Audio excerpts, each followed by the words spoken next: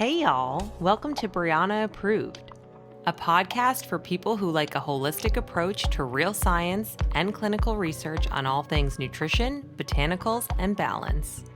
I'm your host, Brianna DiOrio, clinical nutritionist, herbal practitioner, and recovering super spaz.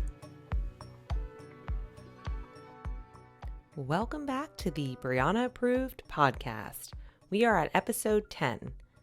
And today's episode, we are talking healthy aging.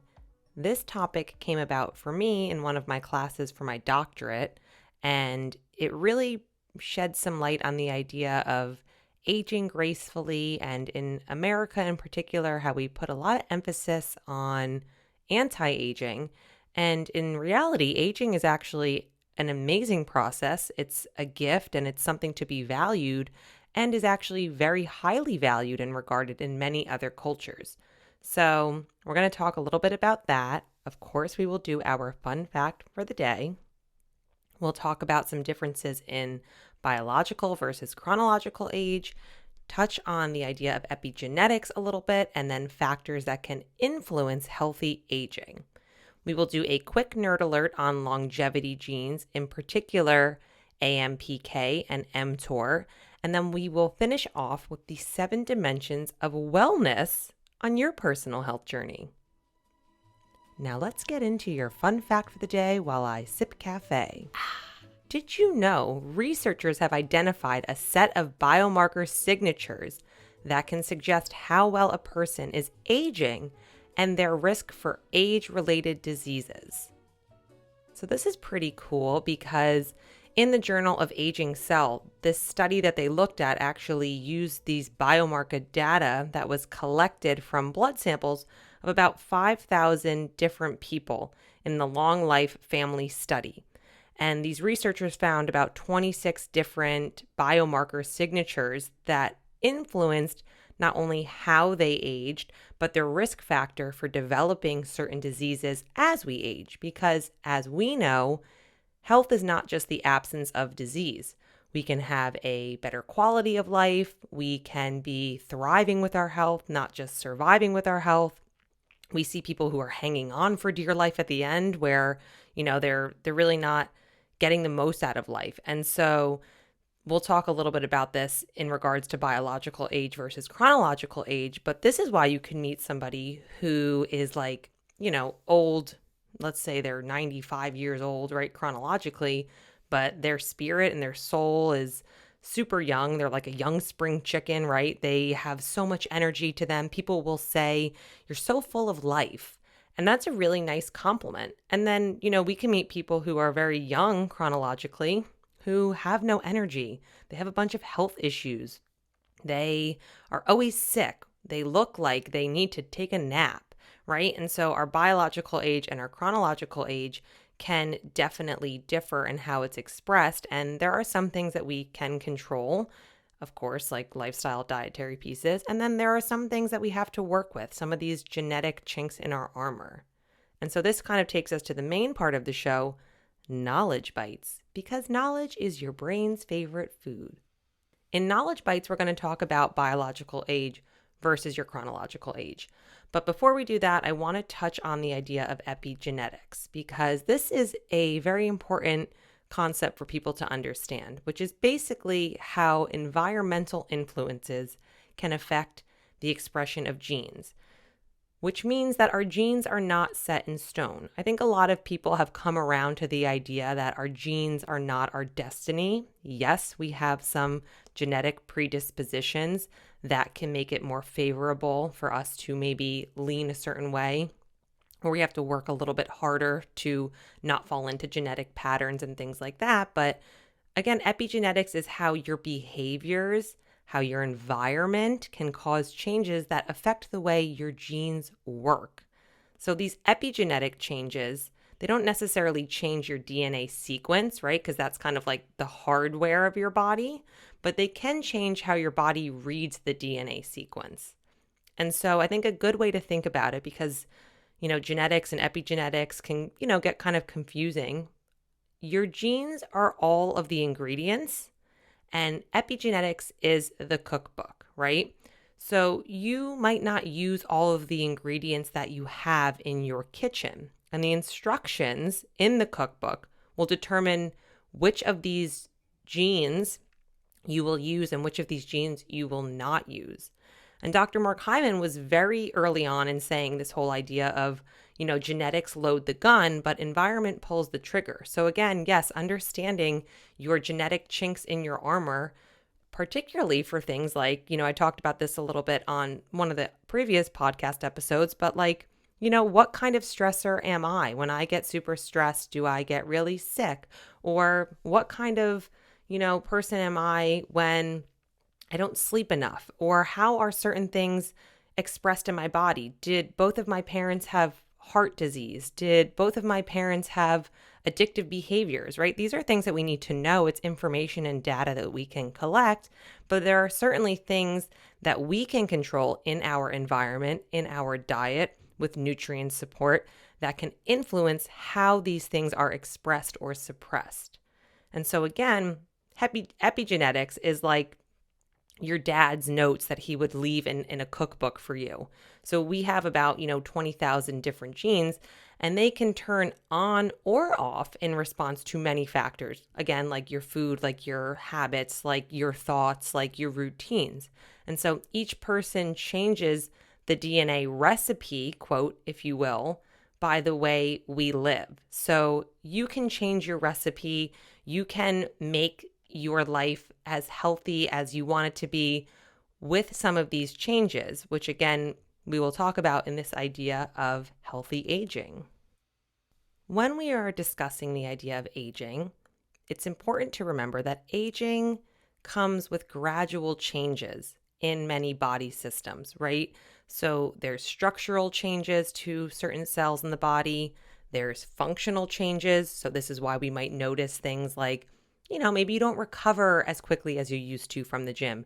Maybe hangovers hit you differently. Maybe you don't bounce back as quickly, right? So these can occur in different body systems, but understand that we don't necessarily need to accept all of these aging ideas that, oh, well, I'm getting older now, so I should have no energy, or I'm getting older, this is just the way it is. That's not necessarily the case, because again, we know that aging is a process and it is gradual. So along the way, there are little tweaks that we can do to make the aging process more optimal and age gracefully. So it's a lot like, learning a new language. You don't learn a language overnight, right? We don't age overnight, much like you don't just unlearn a language overnight. So you're not going to just undo all of the damage that we've done overnight as well. So it's a process either way. And so we do have to take some time to understand what are some of the underlying mechanisms that come with changing. Again, a natural part of our biology. We're meant to age. Our cells are meant to age. They're able to handle it. And then understanding how do we get the most out of that aging. Or you could think of it like, buying a house, right?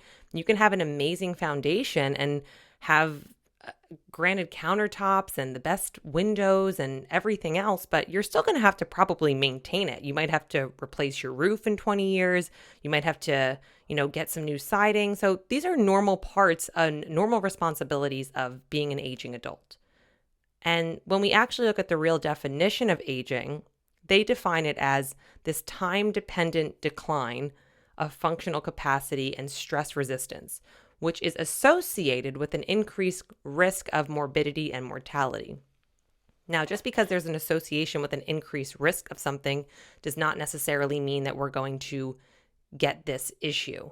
So there might be an increased risk that it's going to rain tomorrow, but it doesn't guarantee it's going to rain. So yeah, be aware of that, pack an umbrella, but understand that causation and correlation do not always coexist. So there is clear evidence that the rate of aging, so how we age, can actually differ significantly between members of the same animal species, including humans. So our biological age can differ from our chronological age. And so, your biological age basically reflects this combination of your genetics and your lifestyle factors, your demographic, your diet, your exercise habits. So these are the things that we can control. Again, think about, Jack LaLanne back in the day. I mean, he was like still crushing it at the gym well into his 80s, right? And then we have our chronological age. So this is your age that you would see on your license in years, months, days, etc. So biologically, I am like 95 because I go to bed at 8 o'clock and I wake up really early. But chronologically, I am 32, right? And so, again, this is that idea between that person who's full of life, full of vigor, young spring chicken, and then somebody who is like hanging on by a thread. There is definitely a difference in the quality of life. And we don't need to just sit back and accept this idea of, well, I'm getting older now, so this is just what it is. Because again, there is actually value in aging. Think of some of the things that improve with age, that actually have a higher value with age, like wine and whiskey and, certain antiques, right? So if you are resisting this aging process, you might actually be denying yourself all the benefits that come with aging, like the wisdom that you acquire. You become softer in nature, right? In a good way. You improve your character, you develop more perspective. So, we can age gracefully. You can appreciate the chapter you're in. One of my favorite movies back in the day was You, Me, and Dupree. And the character Dupree says, I insist on enjoying life. Stay loose, stay liquid, laugh a lot. And I think life is meant to be lived, right? And so understanding there are certain things that we can do to influence our biological age to enjoy this ride that we're on. And as George Strait says, we're not here for a long time, we're here for a good time. So do things that can increase the quality of your life, that can optimize your biological age. And while you're getting to a different chronological age, you're understanding, again, underlying mechanisms. What can I control? What, dietary pieces, lifestyle pieces, and what things are maybe some of my genetic weaknesses that I need to work a little bit harder at. In our next segment of the show, we are going to talk about Nerd Alert. Nerd Alert. Nerd Alert today, we are talking about sirtuins, also known as longevity genes. So believe it or not, we have longevity genes, which researchers are calling sirtuins. There's about 7 sirtuins in mammals. And so if you want to research it, or if you're looking to read a little bit more on it, you'll write it out as SIRT. So SIRT1 to SIRT7, right? So you can Google that. And these sirtuins are made by almost every cell in the body. And they play a role in, DNA repair and DNA damage. They are basically like this family of signaling proteins that are involved in metabolic regulation. So I like to think of these longevity genes, these sirtuins, as mediators. And if you think about the role of what a mediator does, is they attempt to make people get into agreement, right? They're like the middleman, they're the go-between person. So these sirtuins are kind of the middleman between, your dietary lifestyle stuff and your genetics. And they say like, okay, let's find a middle ground of which of these genes are going to be expressed and turned on. And so these sirtuins, they act as these epigenetic regulators, and they're actually, enzymes that can change the packaging of our DNA. So they can turn genes on and off. They can control the reproduction and the DNA repair that we have in our body. And there's a lot of research on sirtuins in mice in particular, but they have found that activating these sirtuins can improve DNA repair, can, boost memory, increase exercise endurance. And then there was even some research in helping mice stay thin regardless of what their diet was. And so they have this ability to extend not only your average and maximum lifespan, but they can actually be thought of as vitality genes. So these genes, they don't make life longer necessarily. They make your genes healthier. So again, this is what can make you have a little bit better of that biological age and have more vigor, have more vitality from life. So these longevity genes are really great for optimizing your health. They can also work on, again, when we're thinking about what's the common denominator in a lot of these diseases and lifestyle diseases and things that happen as we get older, right? Dementia or, diabetes and, even things like eyesight diminishing. We always want to think, what are some of the common factors? Common denominator is really important, not just in math, but in life. So some of these things that we see inflicted in many of these diseases are chronic and overactivation of inflammation, which can be the basis and driving diseases like atherosclerosis and cardiovascular disease and metabolic disorders, arthritis, asthma. A lot of these are implicated in hyperactivity or overreaction of inflammatory processes in the body. Some of these longevity genes can also prevent cell death and support mitochondrial health. And supporting the mitochondria and supporting cellular health is very important because if we think back to the definition of aging, this is the decline of the functioning and capacity of our cells and of the molecules. So when I say we need to heal from a cellular level, that's what this means. And so they really can play a role in optimizing how our cells function, how the cells talk to each other, how our DNA repairs, again, because oxidative damage, inflammation, free radical accumulation, these are all actually natural processes of metabolic processes in the body. They act as cell signaling molecules. We need them. We just don't want them getting out of control. Two longevity genes in particular that have gotten a lot of press over the years is mTOR and AMPK. So let's start with mTOR. So mTOR is this complex of proteins that basically regulate growth and metabolism. So much like that of the sirtuins, these mTOR genes can actively regulate how cells signal and talk to each other, and they can boost activities like DNA repair. They can modulate inflammation that can be caused by digesting old proteins and cellular death and all of that. And so mTOR activity is regulated by nutrients. One of the main nutrients that mTOR is regulated by is protein. So this is why there is research on being aware of your protein intake. I think in America, especially with the whole bodybuilding world and that scene, that we are consuming way too much protein. People don't actually get that calculation right. It's not necessarily 1 gram of protein per kilogram of weight. Because again, if we have too much of that amino acid intake, that can actually overactivate mTOR, and we don't always want that. So we want to balance with this. So mTOR senses basically the amount of amino acids that are available in our body, and it tells us how much protein is created in response. So when mTOR is inhibited, it can actually force our cells to divide less and to reuse some of these old cellular components that can help to maintain energy and extend survival. So it plays a role in autophagy. So this is why we don't want mTOR to be turned on all the time, because when it is actually inhibited, we can optimize how our cells kind of clean out some of the old debris.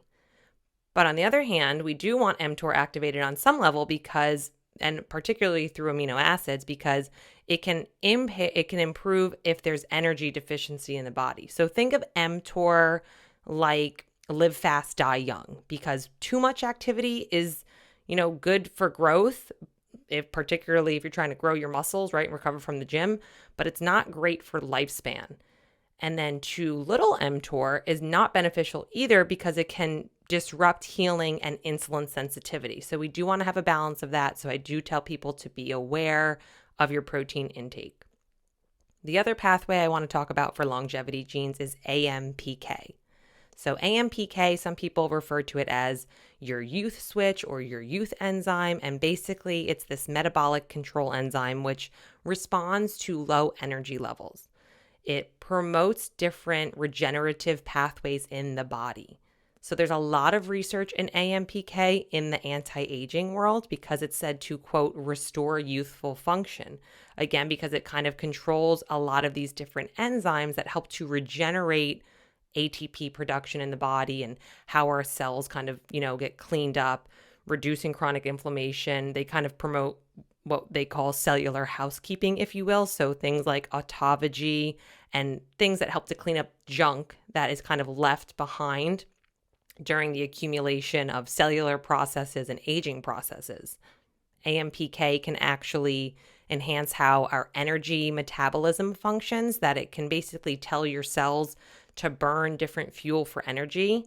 So there's, again, a lot of research in AMPK for optimizing energy levels and the cells and keeping the cells nice and healthy and taking out some of that cellular debris and trash. Like a lot of other systems in our body, AMPK signaling declines with age, right? And so this can result in impaired metabolic function. So maybe we have more inflammation, maybe we have reduced cellular housekeeping functions, right? And all of those, again, can accelerate the aging process. They can be more of those common denominators. And so if you've ever done a little bit of research on AMPK, maybe you have researched AMPK activators. There are certain things that we can do lifestyle wise, but there are also certain nutrients that have been studied in particular for activating this AMPK enzyme. One of them is berberine. A lot of research on that, again, particularly because berberine can work on the insulin pathways and reducing blood sugar levels. And we do know that over time, elevated blood glucose levels can accelerate aging because it can lead to things like advanced glycated end products in the body. Another product that can optimize these, AMPK signaling pathways is actually orange extract. So there's a flavonoid that is concentrated in citrus peels in general called hesperidin. So I'm probably saying that wrong, but hesperidin is this orange extract that again can modulate blood sugar levels and again activate AMPK. What's also interesting to think about is that we do know on some level that having moderate amounts of controllable stress is actually very important for activating these longevity genes. And so there's actually these, quote, good stressors that activate longevity genes without necessarily damaging cells through the accumulation of, excess free radicals and things like that. So this is where research on certain types of exercise, in particular high intensity interval training, there is research on intermittent fasting, low protein diets, calorie restriction cyclically, and then even optimizing hot and cold temperatures, right? So all of these things can actually have this mild stress response on the cells, which can activate hormesis, can activate a lot of these longevity genes. And then again, this explains the beneficial effects of mild stress on aging and longevity. Again, because the goal is not to evade stress and live in a bubble, it's to modulate these processes. They do tell your cells what to do on some level, and we need this.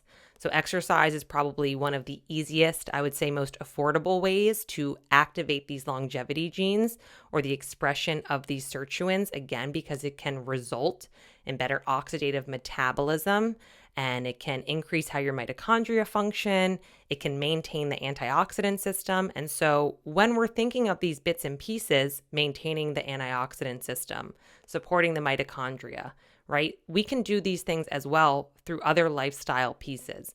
So, eating as many plant compounds as we can, big ass salad, shoving all the stuff you can in your Ninja, like I always joke about, making sure that we are recovering and resting. So optimizing sleep, right? All things that I've talked about in the past that aren't super sexy. They're not biohacks or, any crazy thing like that, but they work. And that's where the research really is. And so when we talk about some factors of aging, we know that there are these biological mechanisms that affect aging. And again, all cells experience changes with age. This is very normal. It's what our body should be doing. So some cells, as they age, can just become kind of less efficient. And that's where problems can arise, right? It's like a skill that we haven't practiced in a while. You're kind of like, wait, what was I supposed to do? And your cells kind of forget how to do that. And this is where we see that cells can kind of decrease in function. They lose their ability to function. They begin to function abnormally, which again, we can look at markers of oxidative stress.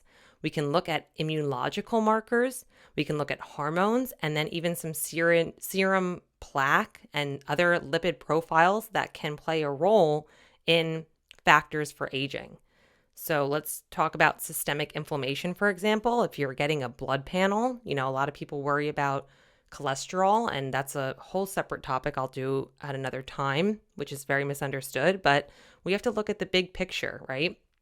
Markers like C-reactive protein, homocysteine, systemic blood glucose like hemoglobin A1C, mitochondrial damage. These are all things that can be a factor in aging, and again, how our cells can actually function optimally. We also know that if there's accumulation of DNA damage. So this is where things like, telomere length can play a role, turning on and off these longevity genes, and then even things like DNA methylation. And then there are some lifestyle factors, of course. Weight, what your current weight is. You don't need to be shredded and have a six-pack to age optimally. If anything, that's more of a stressor on the body. But if you're super overweight, if you have, obesity, if you have diabetes, these are things that can act as comorbidities and accelerate the aging process, put the gas pedal down on the aging process, decrease our quality of life. We know that sleep is going to be super important. I did a whole episode on the lymphatic system, which talks about this is the time when our brain clears out a lot of this debris and this metabolic waste. And there's even really interesting research on integrative psychiatry, right? So what's going on with our emotional well-being? What's going on with our social support? What's going on with the conversations we have with ourselves? These are all really important parts of wellness. And then again, there's, certain things like our blood pressure and, our blood sugar levels and all that. But very important to understand that health is a state of complete physical, mental, and social well-being. So real true health is when our physical health, our mental health, and our social well-being are all aligned. Not just the absence of disease, what I call living your best life. So I want to finish the show by talking about the 7 main aspects of wellness. And I want to preface it by saying this is all a balancing act. You are not expected to get 100% in all 7 factors of this 100% of the time. You would probably go crazy.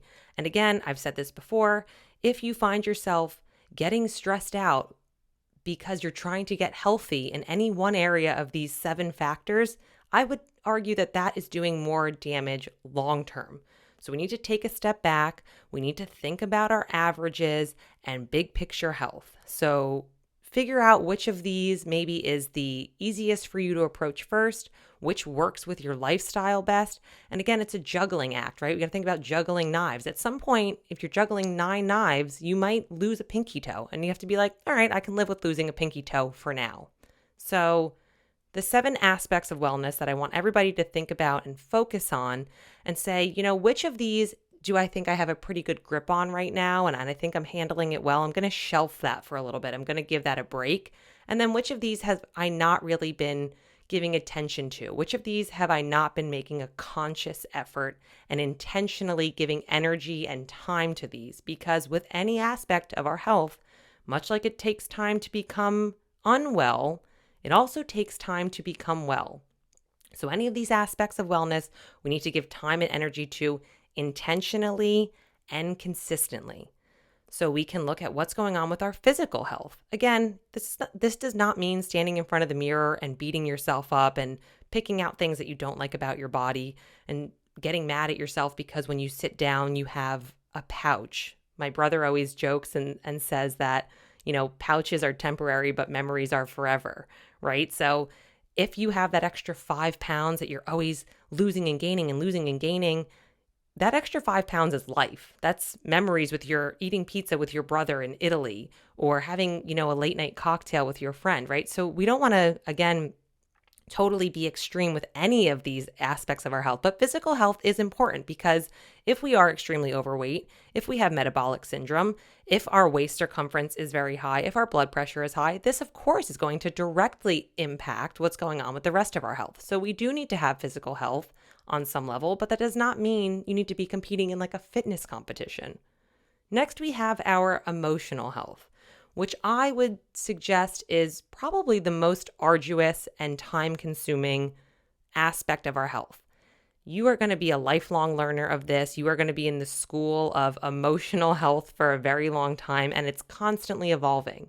Understanding how to develop emotional intelligence, emotional stamina, identifying, what things am I projecting onto others, and understanding that at the end of the day, your emotions are your responsibility, and that's that. And so having big picture ideas with emotional health is important as well, because we can't expect to have sunshine coming out of our ass every single day. That's not healthy. We can't be positive all the time, just like we can't be sad all the time. So understanding that all emotions serve a purpose, They many times can be little whispers and nudges from our body that something isn't sitting well with us, and we need to, take a look at that. But know that no single emotion is going to kill you, and no single emotion is here to stay, whether that's good, bad, or indifferent.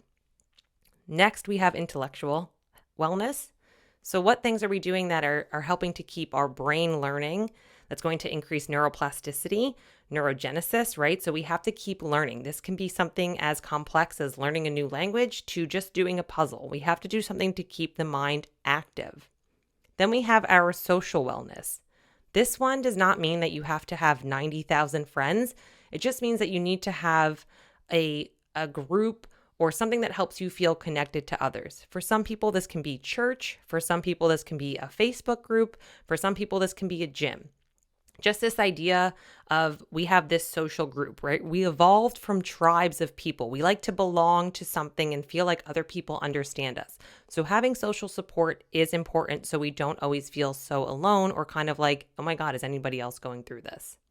Then we have our spiritual wellness. So again, some people can make this about their religion. Some people can believe in Buddhist Taoist philosophy. This is basically just something that allows you, I think, to take a step back and realize that we don't actually have control over a whole lot and sort of trusting the process, surrendering a little bit more to life, loosening our death grip on life, and allowing things to be, or as my mom likes to say, row your boat gently down the stream. And many times we're like, no, I will paddle upstream and make this a lot more difficult than it needs to be. So spiritual wellness is important as well. Then we have environmental wellness and occupational wellness. So again, how healthy is our environment? What people are we allowing to stay in our lives? What energy? What things are we engaging in on a typical day? What kind of media am I consuming? What kind of, negative or positive self-talk am I around? Am I around people who are toxic? Am I the toxic person, right? What is my environment like? Is that breeding more positivity? Is that ultimately getting me closer to how I want to feel as a person? Let's say, for example, you have recently decided to get more serious about your health. And I call these people like health haters, right?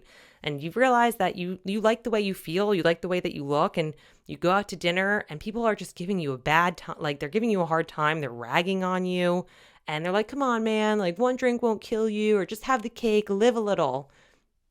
Maybe that's not the environment you need to be in if you're on a certain journey of your life right now. And that's okay. It doesn't mean that you can't come back to it at some point, but your environmental health is very, very important. And then, of course, your occupational health. For some, this is really difficult because not everybody is able to love what they do every single day, but this is maybe a time to lean into when you have free time. Where does your mind go? What are you researching? What do you want to learn more about? And maybe creating a side hustle about that. So physical health, emotional health, intellectual, social, spiritual, environmental, and occupational. And again, remember, it is about our averages. It is a balancing act, and we're not supposed to be 100% of the time, because sunshine all the time makes a desert. So I hope you enjoyed this episode.